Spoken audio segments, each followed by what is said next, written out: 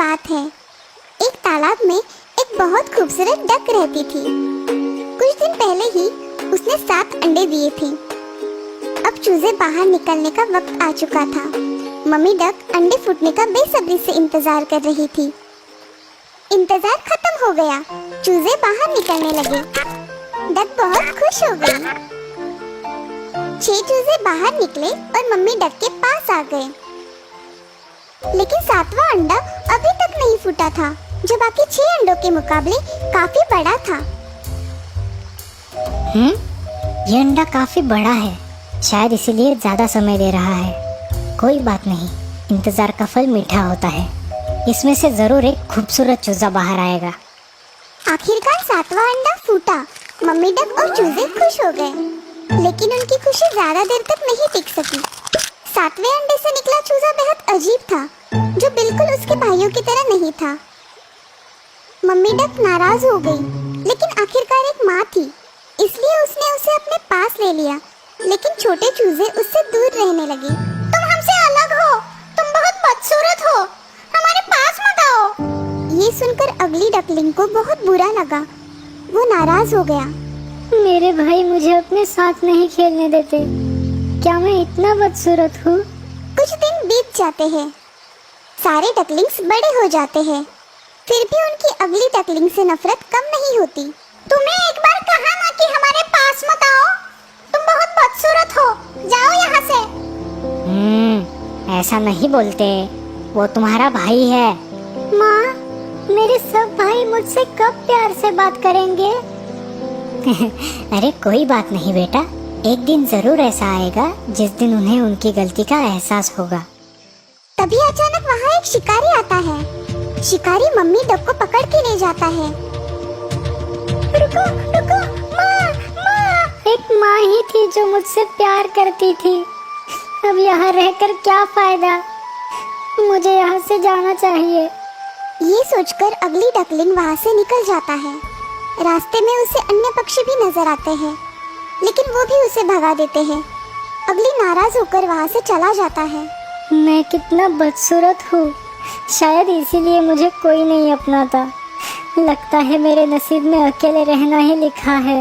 मौसम भी अगली के खिलाफ हो जाता है। सर्दी के मौसम से बचने के लिए वो खुद को एक गुफा में छुपा लेता है। कुछ दिन बीत जाते हैं। अगली बड़ा हो जाता है और आखिर वो उस गुफा से बहुत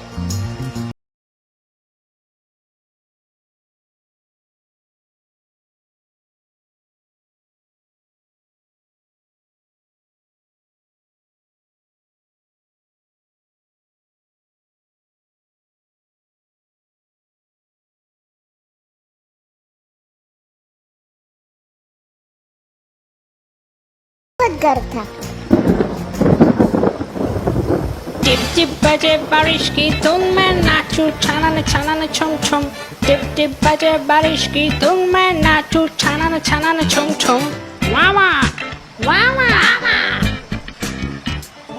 मेरे जैसा न कोई दूसरा यहाँ, मुझे देख के सभी करे वाह वाह वाह वाह वाह।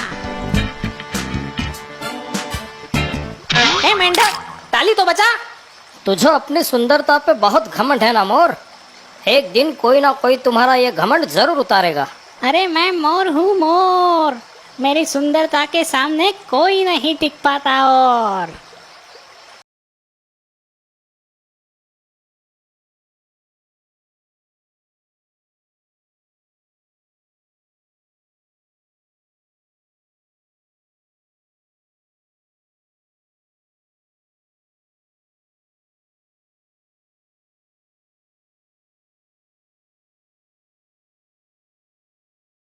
तो रहा है पंछी जैसा, पर उसकी गर्दन और पैर इतने बड़े क्यों है?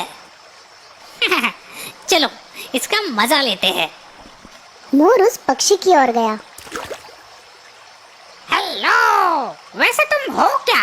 मैं एक सारस हूँ। सारस? कितना अजीब नाम है। और तुम्हारे पैर और गर्दन कितनी वाहियात है।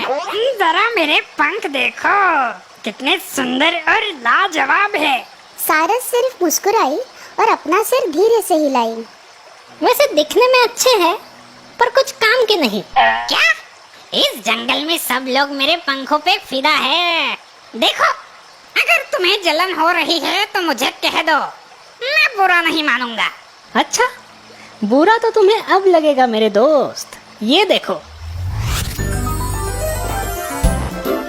सारस बहुत शान से आसमान में उड़ रही थी। ऐसा लग रहा था जैसे कि वो हवा से बातें कर रही हो। हाँ? अरे इसके पंख तो कमाल के हैं। मेरे पंखों से तो मैं उड़ भी नहीं सकता। सारस कुछ देर बाद नीचे आई। क्यों दोस्त, कैसा लगा? मेरे पंखों से कहीं तुम्हें जलन तो नहीं हुई ना? मेरे इन पंखों से मैं आसमां की ऊंचाई पर उड़ सकता हूँ, लेकिन तुम ये नहीं कर सकते। अब समझ में आया? तुम्हारे पंख सिर्फ दिखने में सुंदर है, मगर कुछ काम के नहीं। तुम्हारे पंख तो काफी अनोखे है, काफी बढ़िया है। मुझे माफ कर दो मेरे दोस्त, मैं बहुत शर्मिंदा हूँ। चलो अच्छा हो गया, सारस भाई आ गया और मोर का घमंड चूर चूर हो गया।